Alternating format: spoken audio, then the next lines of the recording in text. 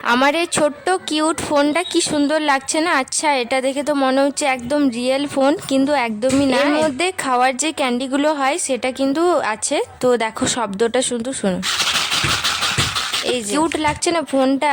তো আমি এটা কিনেছিলাম, ভাবলাম আপনাদের সাথেও এটা শেয়ার করব। তাহলে আপনারা বলুন যে এটা কত দাম হবে, সেটা কিন্তু আমি বলবো না, আপনারা আমাকে জানাও। যাই হোক, সকালবেলা টিফিন খেলাম ভাজা পিঠে, মানে রাত্রেবেলা যে পিঠেটা বানিয়েছিল সেটা তো ভাপা ছিল। তো ভাপাটা না, মানে বাসিটা ভালো লাগে না, তো ওটা ভাজা হলো।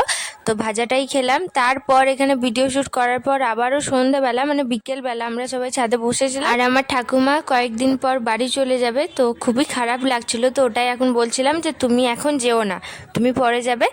আর এখানে আবারও সন্ধ্যাবেলায় বাবা নিয়ে এসেছিলো চপ, তো সেটাই খাচ্ছিলাম। তারপর রাতেকার যে খাবারটা সেটা খাওয়ার পর ব্যাস।